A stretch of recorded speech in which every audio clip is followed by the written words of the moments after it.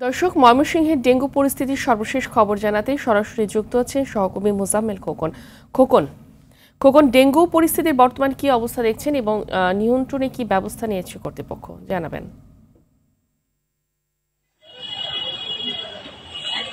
আমিরা, আপনি জানেন যে সারা দেশের মতো ময়মনসিংহেও কিন্তু আশঙ্কাজনক হারে কিন্তু বৃদ্ধি পাচ্ছে ডেঙ্গু রোগীর সংখ্যা।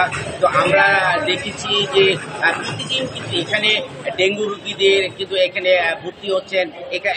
এদের মধ্যে কিন্তু শিশু রয়েছেন, পুরুষ রয়েছেন এবং নারী রয়েছেন। আমরা যদি বলি যে ময়মনসিংহ মেডিকেল কলেজে হসপিটালের যে ডেঙ্গু রোগীদের সংখ্যা, সেই তুলনায় কিন্তু আপনার এখানে কিন্তু চিকিৎসা কিন্তু অপ্রতুল বলছে অনেক যারা চিকিৎসা নিতে এসেছেন তারা বলছেন যে ডেঙ্গু রোগীদেরকে বিশেষ করে মানে পর্যাপ্ত চিকিৎসা না পাওয়ায় কিন্তু তারা অনেকটা ক্ষোভ প্রকাশ করেছেন। যদি আপনাকে বলি যে ময়মনসিংহ এই মেডিকেল কলেজ হাসপাতালের আশেপাশে কিছু আবর্জনা এবং ময়লার স্তূপ থেকেও কিন্তু এই মশাবাহিত রোগগুলো কিন্তু সৃষ্টি হচ্ছে। তো এছাড়াও কিন্তু ময়মনসিংহ সিটি কর্পোরেশনের যে নির্বাহী কর্মকর্তা রয়েছেন তিনি আমাদেরকে যেমনটি জানিয়েছেন যে এই ডেঙ্গু বাহিত রোগের কারণে কিন্তু এই যে সৃষ্ট যে রোগগুলো, সেই রোগগুলো নির্মূলের জন্য তারা কিন্তু বিভিন্নভাবে চেষ্টা করছেন এবং তারা বিভিন্ন জায়গায় কিন্তু আপনার এই যে পরিষ্কার পরিচ্ছন্নতা অভিযান তারা পরিচালনা করছেন, তারা এমনটি জানিয়েছেন।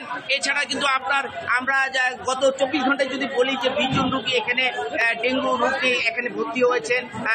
এছাড়া সুস্থ হয়ে কিন্তু বাড়ি ফিরেছেন 23 জন।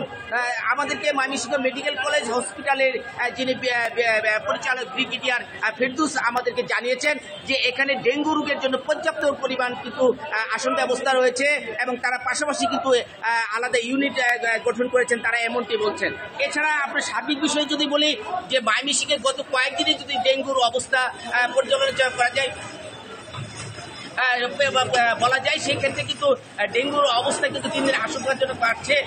সাধারণ মানুষ বলছে, এছাড়া যারা রোগীরা বলছেন তারা বলছেন যে এই ডেঙ্গু রোগে যদি নির্মূল করতে হয় তাহলে আশেপাশে যে ময়লা আবর্জনা এবং স্তূপগুলো রয়েছে সেগুলো পরিষ্কার করে কিন্তু এই ডেঙ্গু রোগের মশাবাহিত রোগগুলো কিন্তু নির্মূল করা সম্ভব। তো এই ছিল আমার কাছে ময়মনসিংহ মেডিকেল কলেজ থেকে ডেঙ্গু পরিস্থিতি নিয়ে সর্বশেষ। ধন্যবাদ আপনাকে।